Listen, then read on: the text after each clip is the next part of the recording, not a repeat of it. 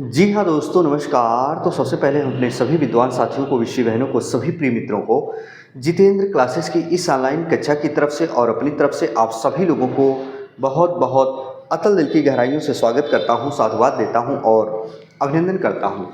Student, इस video में आज हम नॉर्मलाइजेशन का सारा भ्रम दूर कर देंगे जो स्टूडेंट अभी तक नहीं समझ पाए हैं। मैं रियली बता दूं, बहुत नाना प्रकार के स्टूडेंट ऐसे हैं जिनको उस फार्मूले को बहुत अच्छे तरीके से समझ नहीं आया कि आपकी कट ऑफ कैसे बनेगी, नॉर्मलाइजेशन आखिर किस आधार पर बनेगा, आखिर किस शिफ्ट में कितना नॉर्मलाइजेशन होगा, क्या वो बात सही है जो लोग बता रहे हैं। स्टूडेंट, बहुत सारे बच्चों का यही कन्फ्यूजन बना हुआ है जो 30 और 31 की शिफ्ट में थे। सभी लोग बता रहे हैं, बच्चे मेरे पास कमेंट कर रहे हैं, व्हाट्सएप कर रहे हैं कि सर 30 और 31 को सबसे ज़्यादा फायदा होगा।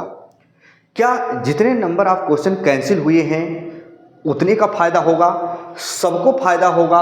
किसको फायदा होगा, किसको नहीं होगा? 30 की फर्स्ट और सेकंड और 31 की फर्स्ट और सेकंड शिफ्ट के लिए सारी चीज़ों पर हम चर्चा करेंगे। स्टूडेंट, सारा भ्रम दूर करने वाले हैं आज, चाहे किसी भी शिफ्ट के वो स्टूडेंट हो। वहीं 23 वाले बच्चे भी परेशान हैं, क्या मेरे शिफ्ट में नॉर्मलाइजेशन नहीं होगा? 24 और 25 वाले भी परेशान हैं। दोस्तों, एक एक पॉइंट हम समझा रहे हैं, बहुत ध्यान से आप सुनिएगा, फिर चीज़ों को समझ पाओगे।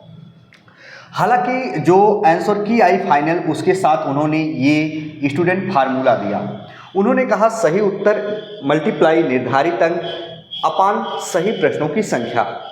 प्रिय स्टूडेंट, एक एक बात बहुत ध्यान से सुनिएगा। चैनल पर नए होंगे तो सब्सक्राइब जरूर कर लीजिएगा, बेल आइकन को जरूर प्रेस कीजिएगा। मान लीजिए किसी बच्चे के 90 क्वेश्चन सही हैं, बहुत ध्यान सुनिएगा, सही उत्तर 90 क्वेश्चन सही है। टोटल पूर्णांक 150 क्वेश्चन होता है। कितने क्वेश्चन स्टूडेंट? 150 क्वेश्चन होता है।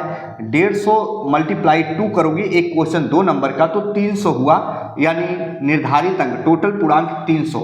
जितना क्वेश्चन आपने सही किया, 300 अंक टोटल थे, मल्टीप्लाई करना है।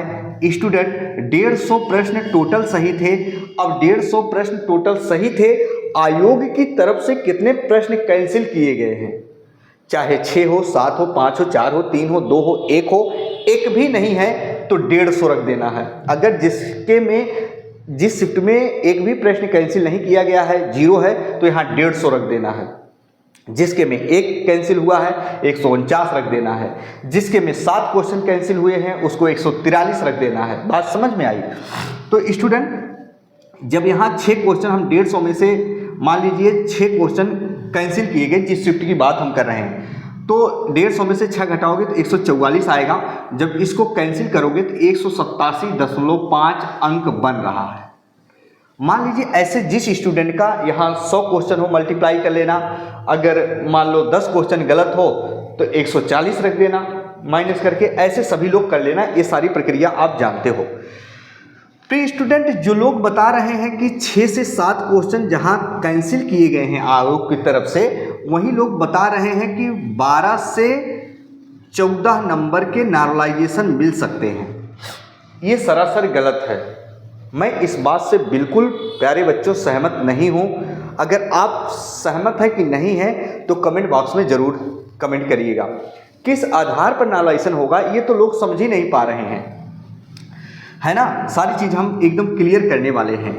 प्रिय स्टूडेंट, आयोग ने जब फार्मूला दिया कि सही प्रश्नों की संख्या, उन्होंने ये फार्मूला इसीलिए दिया, कहा कि भैया जितने क्वेश्चन मैंने कैंसिल किया है उसको कट ऑफ नहीं मानना है, उसको 150 से मल्टीप्लाई डिवाइड नहीं करना है। जो मैंने कैंसिल किया है उसको निकाल दो 150 में से। 150 प्रश्न टोटल थे, जितने कैंसिल हुए हैं जिस शिफ्ट में, उतने इसमें से माइनस करके डिवाइड कर दोगे। जो आएगा वही आपकी क्या होगी? कट ऑफ होगी। अब बात ये आती है कैसे 6 से 7 और यानी 12 से 14 नंबर का नॉर्मलाइजेशन होगा। बात तो खत्म हो गई स्टूडेंट। बात पर अगर सहमत हो लाइक वाला बटन जरूर प्रेस कीजिएगा, चैनल पर नए हो तो सब्सक्राइब कर लीजिएगा। नॉर्मलाइजेशन कहाँ होगा? फिर एक बार बता रहा हूँ, 6 से 7 क्वेश्चन कैंसिल किया आयोग ने, वहीं यहाँ माइनस करके उन्होंने बताया रखो, जो आएगी वही कट ऑफ बनेगा। हालांकि इस शिफ्ट में जितने बच्चे होंगे सभी के नियम ये लगा, सभी के लिए ये नियम लगा। टोटल बच्चे 30 की फर्स्ट सेकेंड, 31 की फर्स्ट सेकेंड याद रखना ना करके 30 की सेकेंड शिफ्ट में 6 और 31 की सेकेंड शिफ्ट में 7, यानी 30 की सेकेंड 31 की सेकेंड में जितने क्वेश्चन कैंसिल हुए हैं ये कट ऑफ सेम रहेगी। कैसे? 6 क्वेश्चन और 7 क्वेश्चन कैंसिल करके जितने सही हैं उससे डिवाइड कर दो। अच्छा, यहां तक की बात समझ में आ गई। प्री स्टूडेंट याद रखिएगा, इससे कट ऑफ नहीं बनने वाली है, इससे नॉर्मलाइजेशन नंबर नहीं मिलने वाला है। अब सुनो, वही चाहे 30 की फर्स्ट हो, सेकेंड हो, 31 की फर्स्ट सेकेंड हो, कोई भी शिफ्ट हो। अब कुछ प्रश्न ऐसे थे जो मल्टीपल ऑप्शनल सही थे, एक से अधिक उत्तर सही थे। एक से अधिक उत्तर याद रखना जो सही थे, अगर बच्चे ने उनमें से किसी एक को टिक किया होगा आयोग की तरफ से, जो एक से अधिक थे उनमें से सही वाले पर टिक किया होगा बच्चा, तो उनमें से उस बच्चे को नंबर मिलेगा, ना कि सबको नंबर मिलेगा, ना कि सबको नंबर मिलेगा। यानी वहां भी बेनिफिट नहीं सबको हुआ, वहां भी बेनिफिट सबको नहीं हुआ। बेनिफिट सबको कहां हुआ है स्टूडेंट? याद रखना, यहां जो 6 से 7 क्वेश्चन कैंसिल किए गए हैं यहां बेनिफिट हुआ है, ना कि स्टूडेंट सबको बेनिफिट वहां होगा जहां मल्टीपल ऑप्शनल सही हैं। मल्टीपल ऑप्शनल जो सही किए गए हैं, जिन स्टूडेंट ने सही पर टिक लगाया होगा उसको उसका फायदा मिलेगा, ना कि यहाँ सबको फायदा मिलेगा। यहाँ सबके लिए समान कट ऑफ बनेगी, क्योंकि उन्होंने कहा सही प्रश्नों की संख्या जितना आप टोटल सही किए हैं निर्धारित अंक, और सही प्रश्नों की संख्या मतलब 150 में से जो कैंसिल किए गए हैं माइनस कर दो, उस पे कट ऑफ बनेगी, मल्टीपल ऑप्शनल पर नहीं। बात समझ गए ना? मल्टीपल ऑप्शनल पर नहीं। तो मल्टीपल ऑप्शनल में जो बच्चे अगर टिक लगा दिए हैं तो उनका तो फायदा है, लेकिन सभी का फायदा नहीं है। बाकी यहाँ कट ऑफ तो सेम बनेगी स्टूडेंट, ये सबके लिए है। 30 की सेकेंड और 31 की सेकेंड शिफ्ट के लिए सेम है, यहाँ किसी को फायदा नहीं है। तो उन बच्चों को कहीं ना कहीं डबल फायदा मिलने वाला है जिन बच्चों ने आयोग की तरफ से जो मल्टीपल ऑप्शनल सही थे, एक से अधिक आंसर सही थे, उस पर टिक लगा दिया, वहां तो फायदा मिला है। अब यहां भी फायदा क्या है मिलेगा? जी हाँ, नॉर्मलाइजेशन के साथ मिलेगा, ना कि इस 6 और 7 क्वेश्चन के अकॉर्डिंग नॉर्मलाइजेशन होगा। प्री स्टूडेंट बात समझ गए होंगे, तो ये भ्रम दूर कर लो कि नॉर्मलाइजेशन की प्रक्रिया इस पर लागू होगी, कभी नहीं लागू होगी स्टूडेंट, जो बात रियल है। हाँ, अब आपको फायदा कहाँ मिलेगा? फायदा उस बेस से मिलेगा नॉर्मलाइजेशन का यहाँ, यानी ये आयोग की गलती है जो आयोग ने 6 से 7 प्रश्न कैंसिल किया, यानी वहाँ फॉल्ट पाए गए। अब वो 6 से 7 क्वेश्चन मानकर वहाँ नॉर्मलाइजेशन लगाएगा, वहाँ नॉर्मलाइजेशन लगाएगा, ना कि ये सबसे हार्ड शिफ्ट थी, ना कि सबसे हार्ड शिफ्ट थी। सिर्फ आयोग की तरफ से ये बताया गया, मेरी तरफ से ये कमियां थी भैया, मैंने बच्चों का समय बर्बाद किया। लेकिन वहीं उन बच्चों को आयोग नहीं समझ पा रहा है जो बच्चे उस प्रश्न में उलझे पड़े, उनका समय भी गया, पर उलझने के चक्कर में उस पर टिक भी नहीं लगाए कि छोड़ो हटाओ इसको जाने दो, लेकिन समय बर्बाद हुआ, तो उन बच्चों का नुकसान हुआ।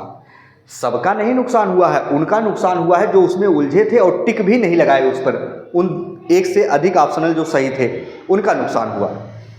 बात कर रहे हैं स्टूडेंट, वहीं 23 की फर्स्ट और सेकंड की बात करेंगे स्टूडेंट। तो याद रखना, बहुत सारे बच्चे कह रहे हैं क्या हम लोगों को नॉर्मलाइजेशन नहीं होगा? नॉर्मलाइजेशन होगा स्टूडेंट, ध्यान से सुनिएगा। तो बच्चों इस भ्रम में मत रहना कि जो 30 और 31 वाले हैं इन्हीं को बेनिफिट मिलेगा। बेटा याद रखिएगा, बेनिफिट उतना ही मिलेगा जितना आप लोग समझ रहे हो ना, उतना नहीं मिलने वाला है।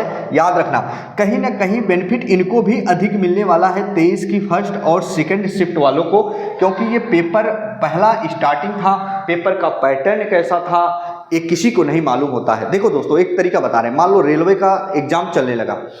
अब रेलवे का एग्जाम मान लो 1.5 महीना चलेगा, भाई 1 करोड़ बच्चे फॉर्म डाले। बेटा बातों को बहुत ध्यान से सुनना। अब पहले दिन जो पेपर होगा ये किसी को नहीं मालूम, पहले दिन वाले बच्चे जो होंगे पेपर देंगे तो उनको कोई पैटर्न नहीं मालूम होगा, लेकिन 1.5 महीने बाद जिस बच्चे का होगा यार, वो तो समझ जाएगा ना, फिजिक्स इस चैप्टर से आ रहा है, केमिस्ट्री के इस चैप्टर से आ रहा है, या न्यूमेरिकल कितने आ रहे हैं, कितने थ्योरेटिकल आ रहे हैं, मैथमेटिक्स में सबसे ज़्यादा पूछा कहाँ जा से रहा है, कौन से प्रश्न घुमा के कहाँ से आ रहे हैं, तो इन चीज़ों की पकड़ हो जाती है। तो याद रखना, इनको भी ठीक ठाक नॉर्मलाइजेशन होगा, याद रखना आपको होगा, हम ये नहीं कह रहे हैं, इनको तो होगा ही स्टूडेंट, इनको होगा, कितने नंबर तक का होगा वो है। अब ये 24 की फर्स्ट और 25 की फर्स्ट सेकेंड वाले बेचारे बहुत परेशान हैं बेटा, याद रखना कहीं 23 के बाद 24 और 24 के बाद 25 को भी याद रखना नॉर्मलाइजेशन मिलने वाला है। लेकिन प्यारे बच्चों याद रखना, 2 शिफ्ट की तो ये कन्फर्म है, इसमें नॉर्मलाइजेशन ठीक ठाक होगा, लेकिन एक कोई नहीं बता सकता है। प्री स्टूडेंट मेरी प्यारी विदेशी बहनों, अगर सुन रही हो तो नाराज मत होना, जितने भी स्टूडेंट हैं, स्टूडेंट ये किसी को आंकड़ा नहीं मालूम है कि कोई शिक्षक आपको बता दे कितना तक नॉर्मलाइजेशन किस शिफ्ट में होगा, लेकिन हाँ इसमें और इसमें कन्फर्म है, इसमें और इसमें कन्फर्म है स्टूडेंट कि 23 की फर्स्ट और सेकेंड में होगा तो होगा, यहाँ भी होगा, इसमें भी होगा स्टूडेंट। अब ये कितना हो ये नहीं कोई बता सकता है, ये कोई नहीं बता सकता है प्यारे साथियों। और वहीं 25 की फर्स्ट और सेकेंड शिफ्ट जरूरी नहीं, हो सकता है इसमें सबसे ज़्यादा फायदा हो जाए, जिसको हम मान रहे हैं ये सबसे ज़रूरी नहीं, ज़्यादा हो सकता है इसमें फ़ायदा हो जाए नॉर्मलाइजेशन का, हो सकता है इसमें हो जाए, ये कोई नहीं जानता। लेकिन हाँ 23 की फर्स्ट और सेकेंड में नॉर्मलाइजेशन होना तय है, काफ़ी ठीक ठाक नॉर्मलाइजेशन होगा, इसमें भी होगा, इसमें होगा, लेकिन इन दोनों अपेक्षा कम होगा स्टूडेंट, है ना। तो आप परेशान मत होइएगा स्टूडेंट, अगर आपके नंबर ठीक ठाक होंगे जो मैंने बताया है पिछली वीडियो में कटाव, तो आप रनिंग करते रहिएगा, आपका सिलेक्शन पक्का होगा। बात समझ रहे हो स्टूडेंट। तो ये रहा फार्मूला किसमें कितना। अब बहुत याद रखना, जो पिछली मैंने यूपी पुलिस की भर्ती देखी थी उसमें जो कट ऑफ आई थी स्टूडेंट नॉर्मलाइजेशन के साथ, मेरे शिक्षण संस्थान में जितने बच्चे थे, आपको बिलीव नहीं होगा, जब से नॉर्मलाइजेशन की प्रक्रिया लागू हुई है आपको 30 से 40 बच्चे, बिलीव नहीं करेंगे, 30 से 40 नंबर तक नॉर्मलाइजेशन हुआ है, 30 से 40 तक।